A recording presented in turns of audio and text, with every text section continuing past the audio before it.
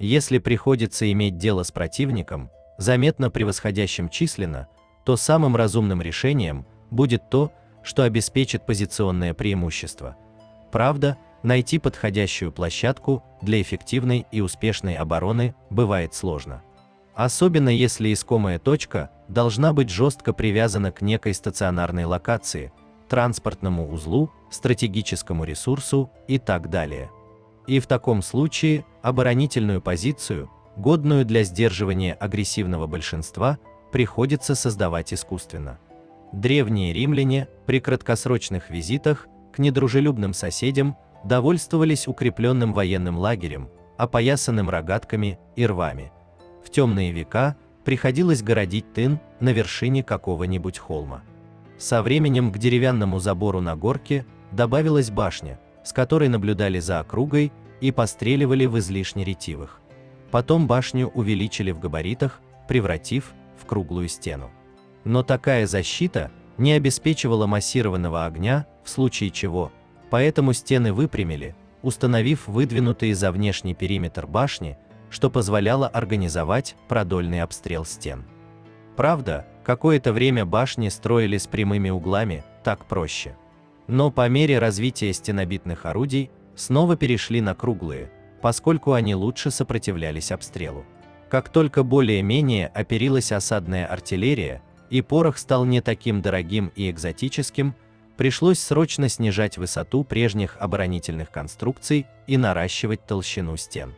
И тут выяснилась неприятная особенность вроде бы совершенных круглых башен – наличие мертвых зон.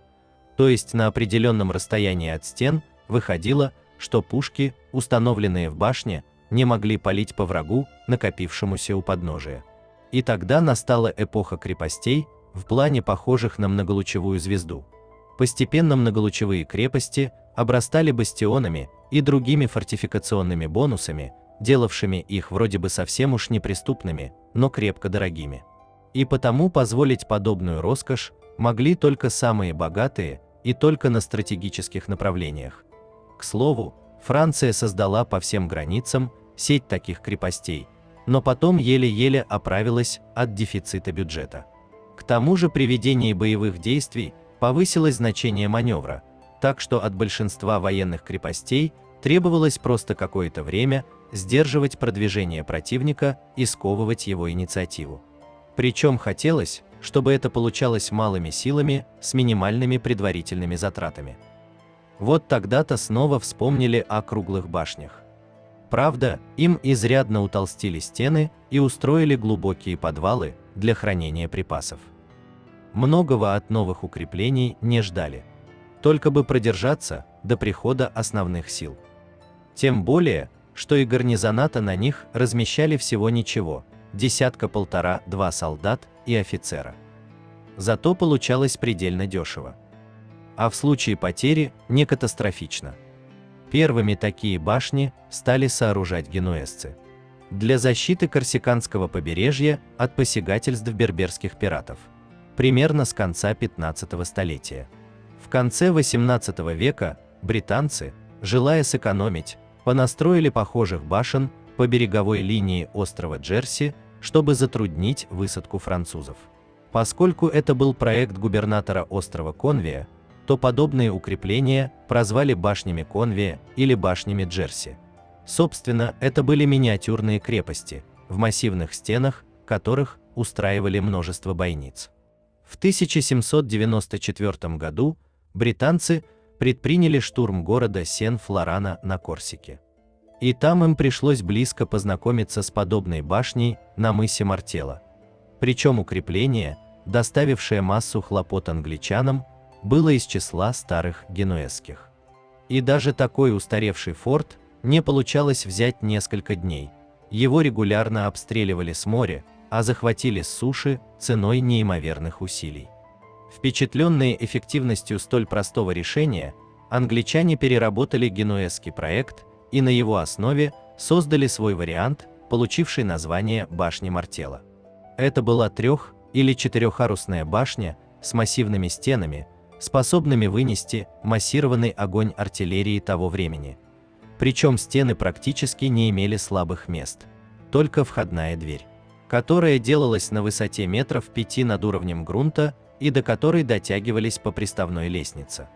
Крышу башни Мартелла сделали плоской, а по периметру проложили рельс, по которому перемещался лафет одной единственной пушки серьезного калибра, что обеспечивало круговой обстрел.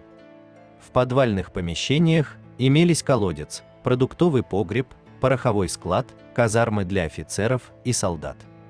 При гарнизоне человек в 25-31 пушке выходило, что строительство и содержание подобной башни стоило не так уж и дорого. И потому укреплений подобного типа настроили много по всему побережью Британии, а потом стали строить в Канаде, Австралии, Шри-Ланке, по всем тогдашним колониям. Строительство затихло только после появления мощных нарезных орудий, сопротивляться которым не могли даже такие мощные стены. И тогда наличный премьер Британии, лорд Пальмерстон, предложил увеличить матрицу для корректировки средств обороны и превратить недавнюю башню Мартелла в полноценный форт круглой формы.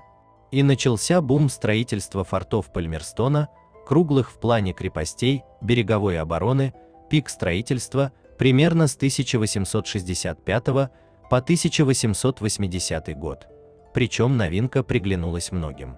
Так что французский форт Боярд или наш чумной форт Александр I – это все ближайшая родня. Правда, все семейство очень быстро устарело и оказалось бесполезным, артиллерия тогда развивалась стремительными шагами. До наших дней сохранилось довольно много башен Мартелла и их ближайших родственников. Их объявили памятниками эпохи и бережно сохраняют. Большие популярны в качестве гостиниц и ресторанов, а в малых башнях организовывают современное комфортабельное жилье, очень популярное среди состоятельных оригиналов.